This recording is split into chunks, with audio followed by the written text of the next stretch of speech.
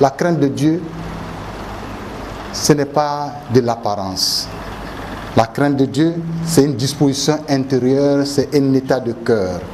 Et c'est souvenir que Dieu a dit ceci dans son Saint-Coran, dans la sourate 33 précisément au verset 72, dit « Inna aradna al-amanata ala samawati wal-ard wal-jibal fa abayna an yahmilnaha wa ashfaqna minha » Et parmi les grands bienfaits de la crainte de Dieu, il y a le fait que celui qui craint Dieu, Dieu le guide et lui donne le discernement. Oui. Le sermon prononcé par l'imam Noun Bagayoro, de ce qu'on a retenu, c'était sur la crainte d'Allah.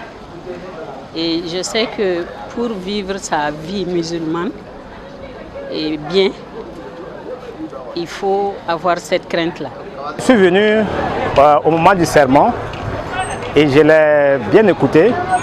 En fait, tout ce qu'il a dit peut se résumer en une phrase, à savoir que nous sommes des bergers et chacun sera jugé en fonction de sa bergerie. Ce que j'ai retenu du sermon de l'imam Bagayoro, ça portait essentiellement sur la crainte d'Allah. Les gens fait savoir que lorsqu'on a la crainte d'Allah, on a la paix intérieure et ça nous facilite aussi la réalisation de beaucoup de nos activités.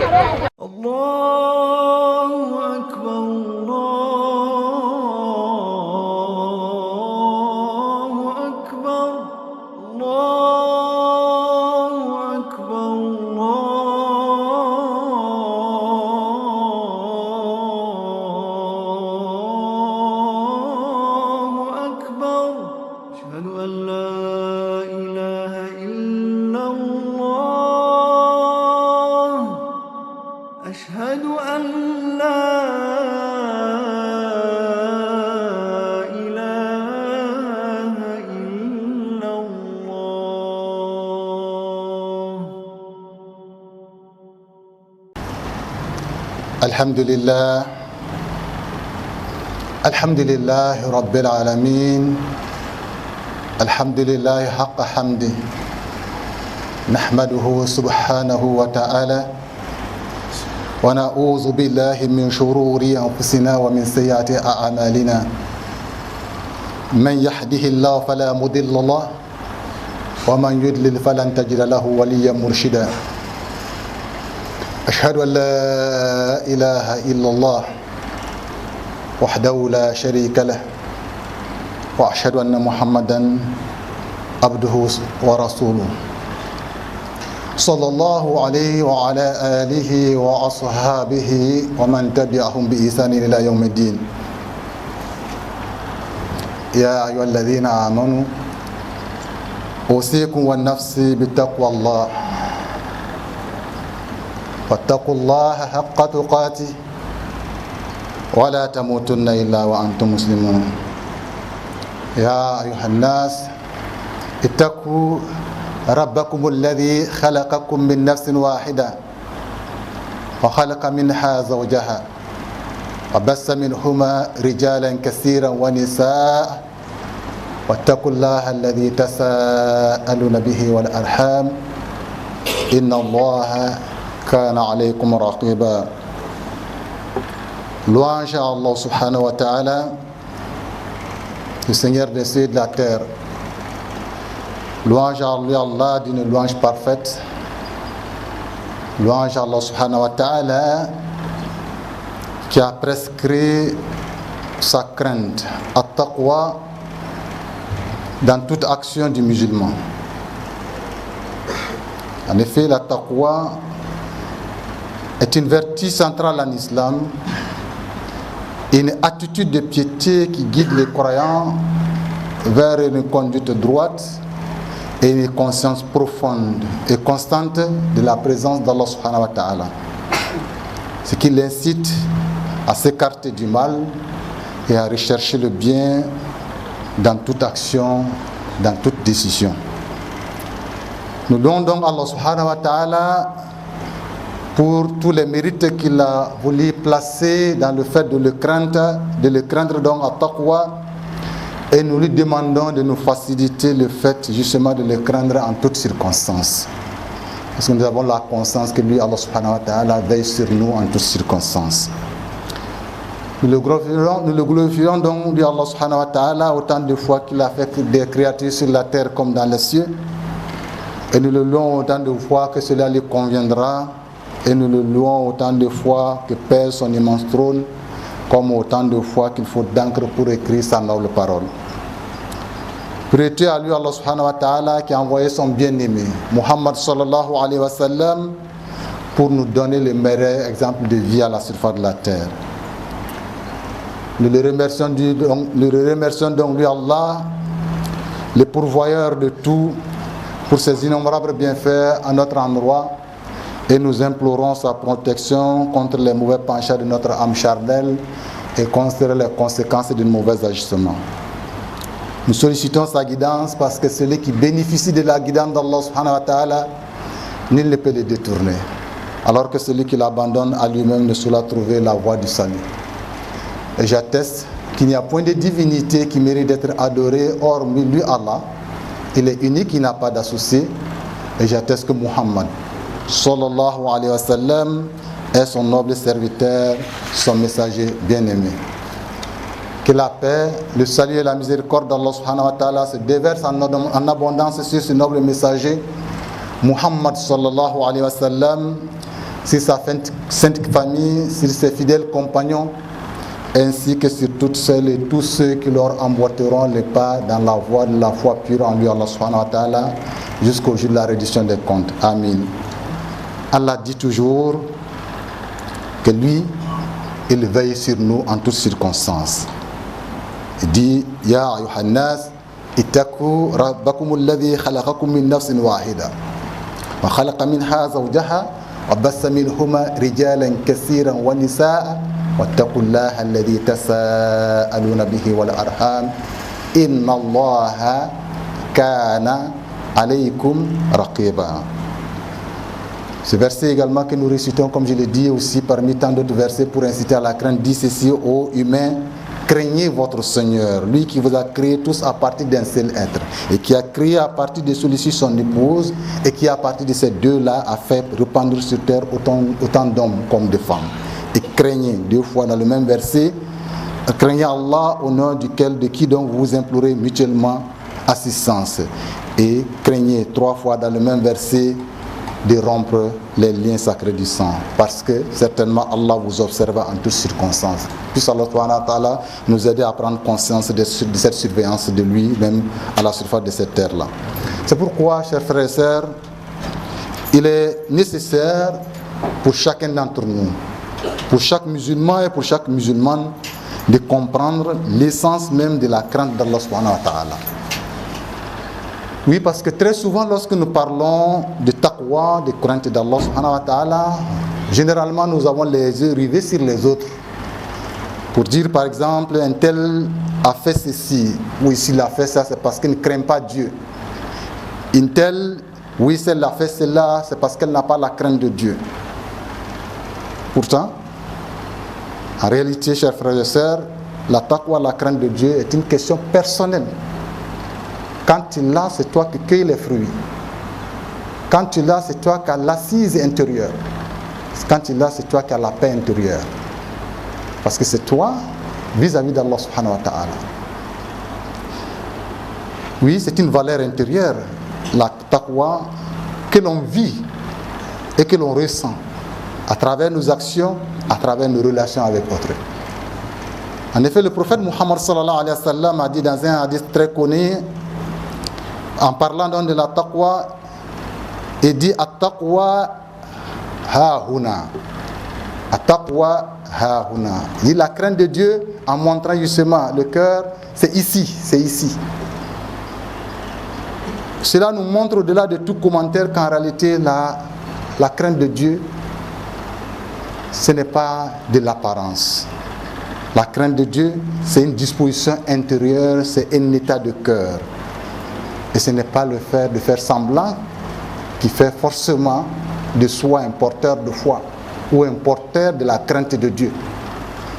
C'est l'assise intérieure que toi-même tu vis et que tu sais que tu es en phase avec ce que Dieu t'a dit de faire ou que Dieu t'a dit de ne pas faire, qui en réalité te met en paix avec Allah subhanahu wa ta'ala d'abord. Quand tu as cette paix intérieure, on va dire comme ça, ou cette relation claire que tu sais que tu crains Dieu ou que tu respectes les limites de Dieu, tu es en paix en quelque sorte avec Allah. Et cela apaise ton cœur. Et quand cela apaise ton cœur, ça te donne justement une miséricorde intérieure que tu peux répandre autour de toi.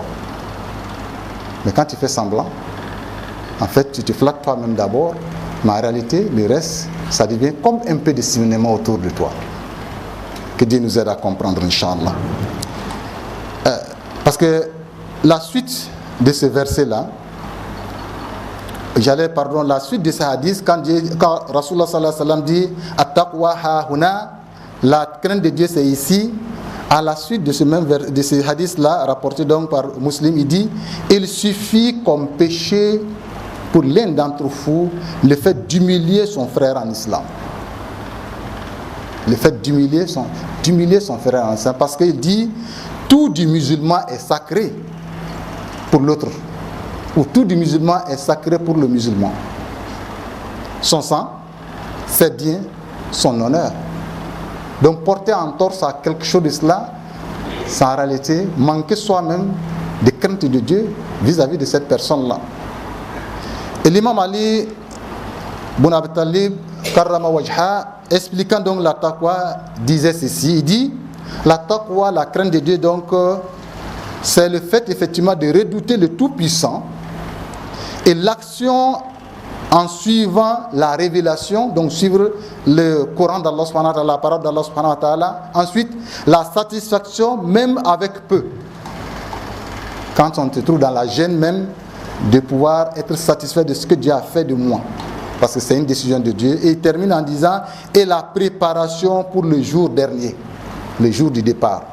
Le jour où on sera appelé à Allah subhanahu wa ta'ala, le jour de notre mort. Si on arrive à inculquer ça dans notre fort intérieur et à vivre avec ça, très certainement, effectivement, on vivra en phase avec les règles d'Allah subhanahu wa ta'ala. Et c'est ça, véritablement, la crainte d'Allah subhanahu wa ta'ala. Que Dieu nous donne cela. Chers frères et sœurs, une autre dimension de la crainte d'Allah subhanahu wa ta'ala, c'est dans la prise des décisions que nous faisons pratiquement tous les jours. Parce que la crainte de Dieu doit guider chacune de nos décisions et de nos actions, surtout lorsque nous sommes investis de responsabilités, soit sociales ou administratives. Ainsi, pour ceux ou celles d'entre nous à qui Dieu a confié une responsabilité, soit administrative, soit sociale ou même familiale, on devrait effectivement se servir de la crainte d'Allah subhanahu wa ta'ala comme boussole pour orienter nos décisions. Parce qu'en fait, on devrait se rappeler que ces fonctions sont avant tout une amana, un dépôt d'Allah subhanahu wa ta'ala. Et se souvenir que Dieu a dit ceci dans son Saint-Coran, dans la sourate 33 précisément au verset 72, dit « Inna aradna al-amanata ala samawati wal-ard wal-jibal fa abayna an yahmilnaha wa ashfaqna minha wa hamalaha al-insan innahu kana zaluman jahula » Et dit, lui Allah subhanahu wa ta'ala a proposé aux cieux, à la terre, aux montagnes, la responsabilité. La charge donc de faire le bien et d'éviter le mal dans ce que l'on fait. Et dit tout cela, c'est-à-dire les cieux, la terre, les montagnes ont tous refusé de porter cette responsabilité parce qu'ils en ont eu peur. Il dit seul l'homme s'est chargé de cette responsabilité. Que c'est parce qu'effectivement il est ignorant ou il ne sait pas la profondeur ou les enjeux réels de la responsabilité. Jahoula, parce qu'il est ignorant en la matière. Qu'Allah subhanahu wa ta'ala, au-delà de cette ignorance première-là, qu'il nous permette d'être conscients ou d'avoir la conscience réelle de notre responsabilité de partout où nous nous trouvons, soit responsabilité familiale, soit responsabilité sociale, soit responsabilité administrative, des plus bas niveaux au plus haut niveau.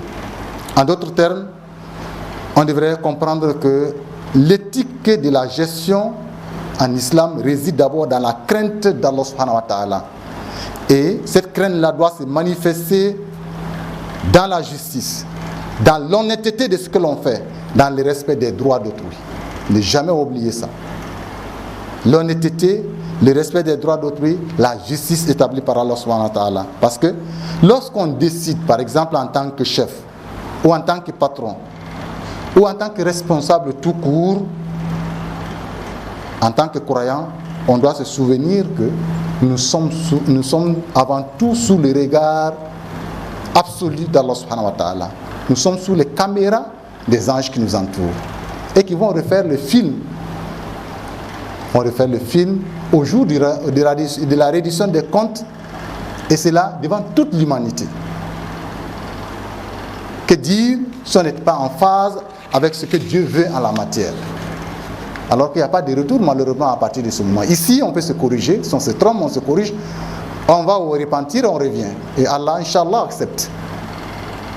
Mais si on n'a pas pris conscience de cela et que l'on va parce qu'on a simplement un pouvoir en main, parce qu'on sait tout faire, parce qu'on pense qu'on peut tout faire, parce qu'effectivement on est le chef de la famille, on impose tout, parce qu'on est le chef finalement du service, on impose tout, parce qu'on est le patron, on impose tout, etc., etc.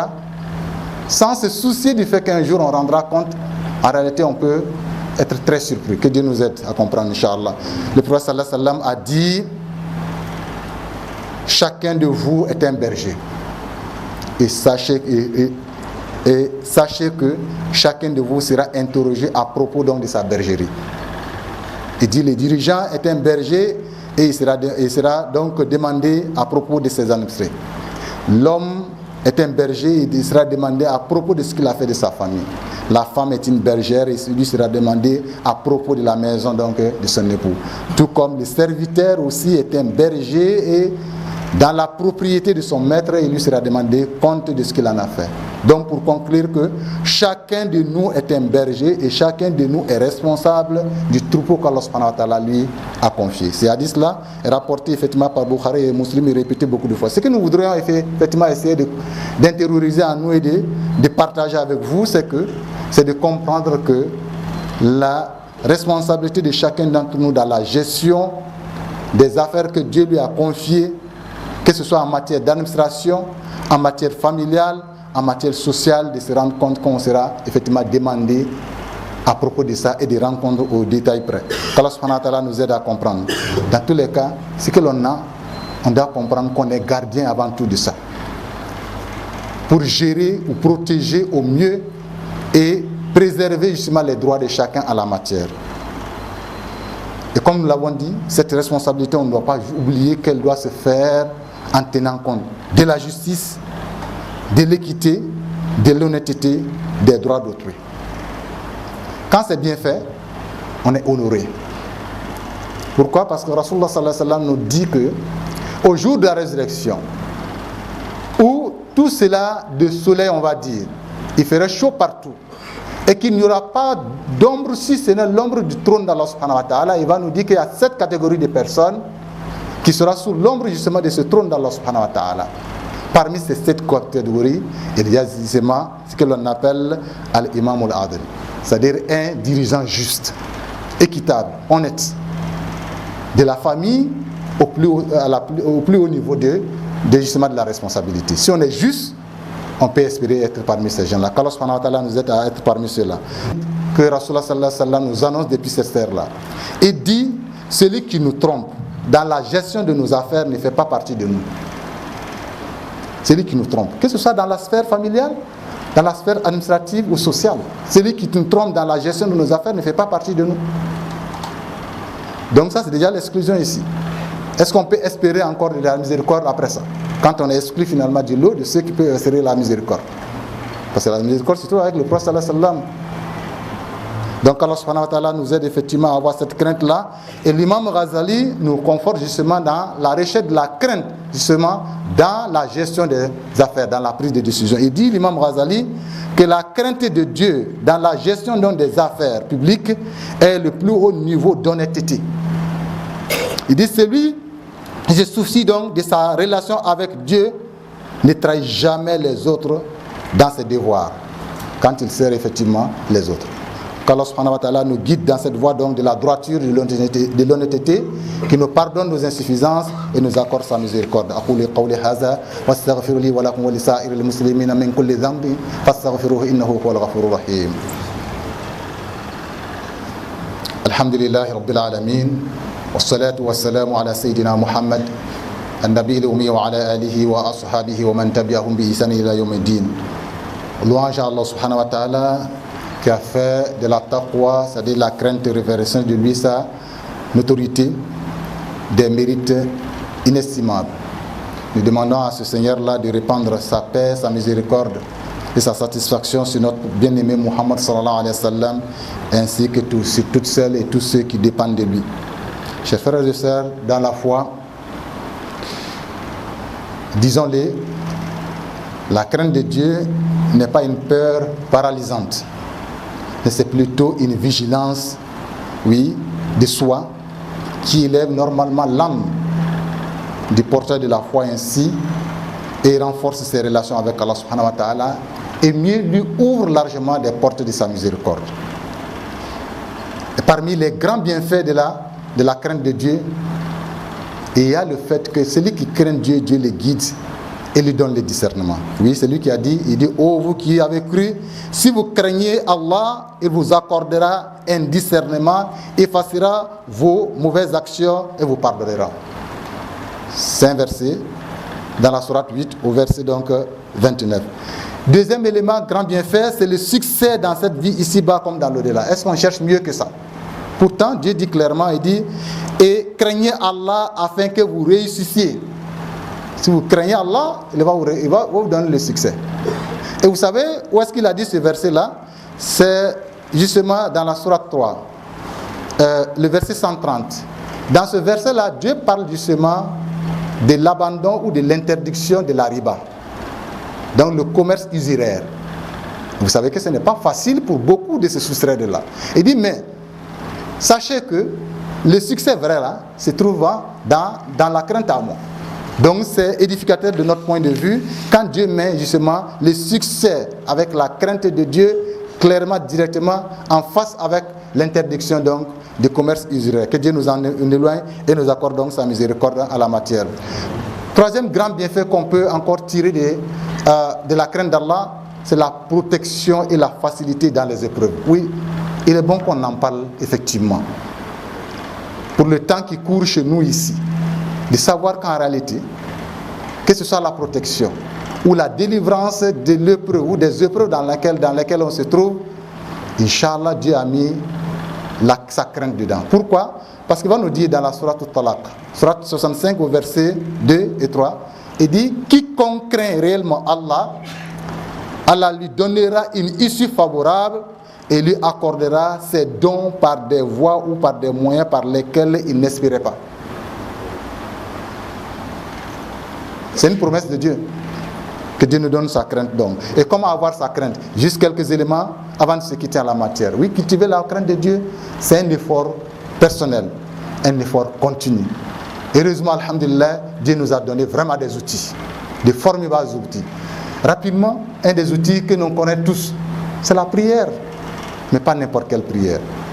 L'assiduité non seulement dans la prière, mais la profondeur dans la prière, al-khushu'. Parce que Dieu a dit quelque chose, qad aflaha al-mu'minun alladhina hum an salatihim khashi'un, ont réellement récolté le succès. Ceux qui sont accomplis ou qui sont vraiment assidus dans la prière et qui sont recueillis, ou qui se recueillent dans leur prière. Donc c'est une promesse d'Allah subhanahu wa ta'ala. Et puis, c'est quand cette prière, normalement, elle est bien faite, profondeur, dans l'assiduité qui c'est, que ça devient effectivement cette guérison-là de nos mots.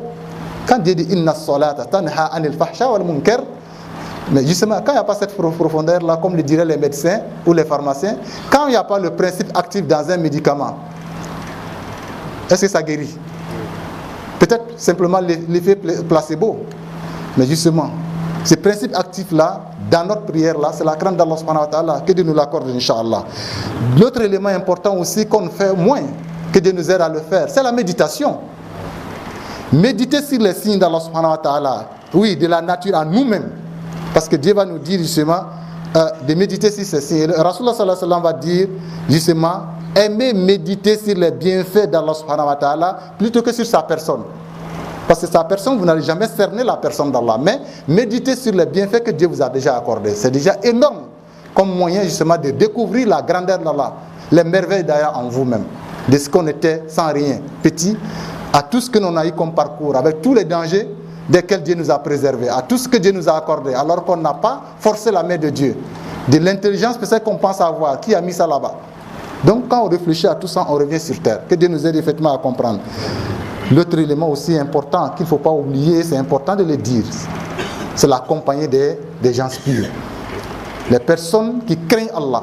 Comme on le dit, quelque part, la spiritualité est contagieuse. À être avec des gens qui craignent Dieu, qui, dans leur manière de faire, s'éloignent des interdits de Dieu, vous allez avoir l'habitude, effectivement, on va tous avoir l'habitude de craindre Allah subhanahu wa ta'ala. Que Dieu nous aide à avoir cela. Je termine par ce dernier élément, l'évaluation.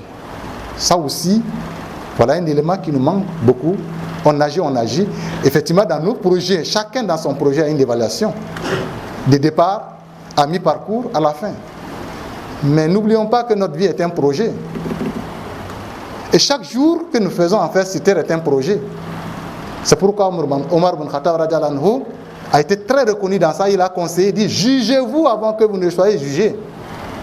Et on dit que lui, chaque soir, il faisait le point de ses actions. De ce qu'il a fait comme bien, il s'en félicite. De ce qu'il a fait comme mauvais, il se blâme. Donc, c'est une culture, c'est une éducation qu'Allah subhanahu wa ta'ala nous aide effectivement à emprunter ses voies des pieds et à nous permettre de nous éduquer dans la crainte d'Allah subhanahu wa ta'ala, qui nous pardonne nos insuffisances et il imprime dans nos cœurs une crainte irréelle qui nous fasse mériter effectivement sa miséricorde, sa grâce et sa satisfaction. Qu'il agrée tous ceux-là qui nous ont quittés, de nos géniteurs à nos frères, aux sœurs, qui nous ont quittés, qui se trouvent dans leur tombe, nous demandons à Allah subhanahu wa ta'ala de lever peine sur celui qui aura une peine sur lui et d'agréer davantage dans sa miséricorde celui-là qui est dans une béatitude quelconque et que de nous permettre effectivement de vivre une vie de piété sur terre et d'avoir effectivement un bon départ auprès d'Allah subhanahu wa ta'ala et un accueil apaisant auprès de lui, Allah subhanahu wa ta'ala, qui nous pardonne nos insuffisances, qu'il ramène la paix, la sécurité, la sérénité dans notre pays. Nous demandons à ce Seigneur-là de la miséricorde, lui qui a pitié effectivement des orphelins, lui qui a pitié effectivement des veuves, de toutes ces personnes qui sont en difficulté sur nos terres. Nous demandons à ce Seigneur-là, au nom de toutes ces personnes en difficulté, qu'il daigne nous regarder avec l'œil de la miséricorde et ramener la paix, la sécurité et la sérénité dans notre pays, Inch'Allah. Rabbana zalamna anfusana wa illam taghfir lana wa tarhamna lanakunanna minal khasirin. اللهم صل على سيدنا محمد في الأولين وصل على سيدنا محمد في الآخرين وصل على سيدنا محمد في النبيين وصل على سيدنا محمد في المرسلين وصل على سيدنا محمد في الملأ الأعلى إلى يوم الدين. اللهم لا تدع لنا في مقامنا هذا ذنبا إلا غفرته ولا حما إلا فرجته ولا دينا إلا قضيته ولا مريضا إلا شفيته ولا جاهلا إلا علمته ولا عزبا إلا زوجته ولا مؤسرا إلا يسرته ولا حاجة من حوائج الدنيا والآخرة إلا قضيتها يا أرحم الراحمين. ربنا أتم لنا نورنا واغفر لنا إنك على كل شيء قدير. اللهم إنا نسألك الهدى والتقى والعفاف والغنى. اللهم إنا نسألك الهدى والتقى والعفاف والغنى. اللهم إنا نسألك الهدى والتقى والعفاف والغنى. اللهم زدنا ولا تنقصنا وأكرمنا ولا تهنا وآثر علينا ولا تؤثر علينا وارض عنا وأرضنا يا الله عليك توكلنا وإليك أنبنا وإليك المصير. ربنا تقبل منا إنك أنت السميع العليم وتوب علينا يا مولانا إنك أنت التواب الرحيم. وصلى الله على سيدنا محمد النبي الأمي وعلى آله وأصحابه ومن تبعهم بإحسان إلى يوم الدين. سبحان ربك رب العزة أما يصفون وسلام على المرسلين والحمد لله رب العالمين. قوموا إلى الصلاة. Prononcé par l'imam Noun Barayogo, de ce qu'on a retenu, c'était sur la crainte d'Allah. Et je sais que pour vivre sa vie musulmane, et bien, il faut avoir cette crainte-là. Pour vivre sa vie terrestre, il faut avoir cette crainte d'Allah. Et comme il l'a dit, qu'il faut la crainte d'Allah dans toute la vie, quoi, professionnelle, sociale comme familiale. Et je suis vraiment d'avis avec lui. Et c'est vrai que je ne suis pas une érudite du Coran, mais avec le peu que je connais, Je pense que pour vivre bien, spirituellement, socialement, il faut cette crainte d'Allah. Et sans ça, je ne sais même pas comment on éduque la société sans cette crainte d'Allah. Oui, je suis venu au moment du sermon et je l'ai bien écouté. En fait, tout ce qu'il a dit peut se résumer en une phrase, à savoir que nous sommes des bergers et chacun sera jugé en fonction de sa bergerie. Donc cela appelle à notre responsabilité dans tout ce que nous faisons, que ce soit la responsabilité familiale, la responsabilité sociétale, la responsabilité administrative et même la responsabilité au haut niveau pour tout ce qui sont les affaires de gestion. Donc il me paraît que dans tout ce qu'on fait, on soit réellement très juste. Et quand on est juste, on est protégé et on doit bénéficier de la baraka et de la promesse de Dieu qui est faite à ceux réellement qui sont justes. Ce que j'ai retenu du sermon de l'imam Barayo, ça portait essentiellement sur la crainte d'Allah. Il a fait savoir que lorsqu'on a la crainte d'Allah, on a la paix intérieure et ça nous facilite aussi la réalisation de beaucoup de nos activités par l'accompagnement de Dieu. Là, c'est essentiellement autour de cette crainte d'Allah que le sermon a tourné. Nous, Allah subhanahu wa ta'ala, en ce jour de vendredi 15 novembre 2024, nous avons eu la chance, l'honneur et l'opportunité de parler d'un sujet qui nous semble être crucial, fondamental. C'est le sujet donc de la crainte d'Allah subhanahu wa ta'ala, at-taqwa. Quand on sait que la crainte d'Allah subhanahu wa ta'ala est en réalité la sève vivifière de l'âme de tout croyant. Parce qu'en réalité, au fond, c'est le frein qui permet à l'être humain, dans sa conduite sur la surface de la terre, de faire attention et ne pas effectivement commettre des accidents. Effectivement, nous avons parlé de cette crainte d'Allah subhanahu wa ta'ala en tant que d'abord valeur intérieure que chacun d'entre nous doit cultiver, valeur intérieure qui lui permet d'être en phase avec ce qu'Allah subhanahu wa ta'ala en respectant ses interdits et en effectivement obéissant à ses injonctions, et ce qui améliorera certainement ses relations avec Allah subhanahu wa ta'ala, mais également permet d'être en paix avec soi-même, parce que si on sait qu'on est en phase avec ce que Dieu dit, effectivement on est le plus apaisé en réalité, et ce qui permet d'avoir une miséricorde antérieure que l'on partage avec son entourage, qui comprendra de par ses gestes, de par ses mots, de par ses manières, qu'on est un être pieux ou un être qui craint Allah subhanahu wa ta'ala.